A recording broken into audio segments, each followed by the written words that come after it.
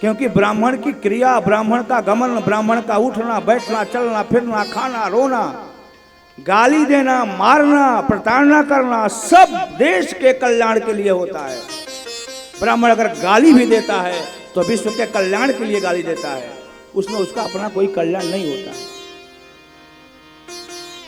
विश्व के कल्याण के लिए हम थोड़ी कर रहे हैं। ऐसा मत समझिए लोग कि शास्त्र जी ब्राह्मण बानी तब ब्राह्मण के पक्ष लेता नहीं।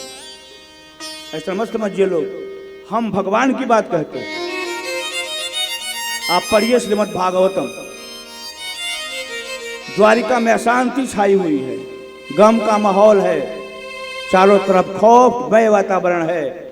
अगर सबसे कोई अधिक चिंतित है तो रुक्मिणी और कृष्ण, और चिंता का कारण उनके परिवार के लोग हैं। भगवान अपने बेटे पोते प्रपोते से चिंतित हैं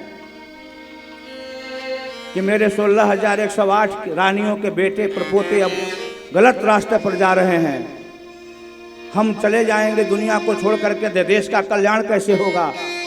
23 अक्षौहिणी सेना जरासंध का हमने 18 बार नाश किया, 18 दिनों में महाभारत कराया, और जिनको हमने मरवाया वो जो काम करते थे वही आज मेरे परिवार के लोग कर रहे हैं। विश्व का कल्याण कैसे हो, चिंता करते करते बीमार हो गए द्वारिकाधीश।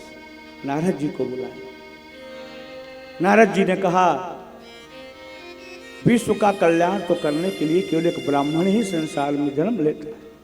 अब ब्राह्मणों को बुलाइए और ब्राह्मणों से पूछिए इस समस्या का क्या समाधान है।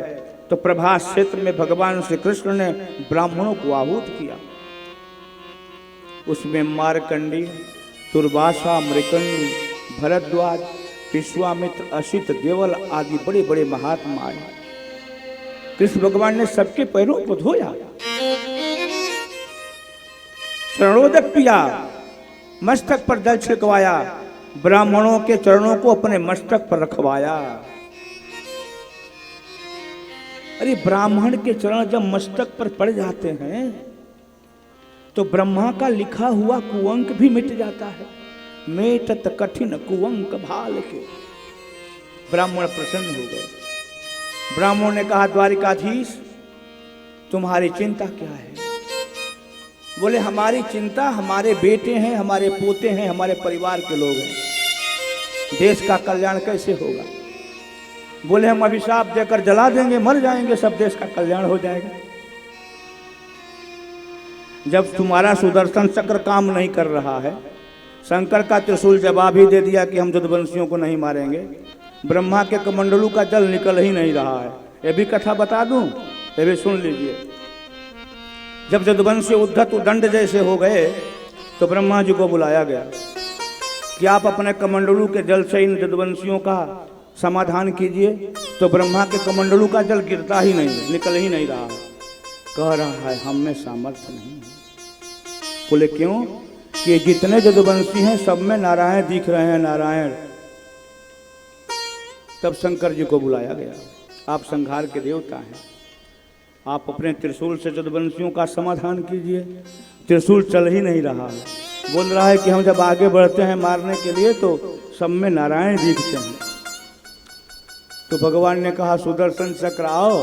सुदर्शन चक्र आया, छोड़े, जाकर के लौट आया। बोला सब में आप दिखाई दे रहे हैं। तब भगवान बोले कि अब क्या होगा। तब ब्राह्मणों को बुलाया गया। जो काहू के मरे न मरई, विप्र रोष पावक सो जरई। विप्र रोष पावक सो जरई। तब ब्राह्मणों को बुलाया गया और ब्राह्मणों ने देखा कि जितने जदुवंशी हैं सब में कृष्ण दिखाई दे रहे हैं। बोले कृष्ण ही हैं तो क्या, लेकिन बुद्धि तो मंद हो गई है। ये वेद के विरुद्ध काम कर रहे हैं। हम वेद स्वरूप हैं। हम ब्राह्मणों को वेद की रक्षा करने में यदि भगवान भी आड़े आए तो हम भगवान को भी श्राप देंगे। और ब्राह्मणों ने भी श्राप दिया। जनिष्यति ओ मंदः मुसलम कुलनाशनम। अये जदुवंशियों, इस मूसल में से तुम्हारे कुल का विनाश का मार्ग प्रशस्त होगा।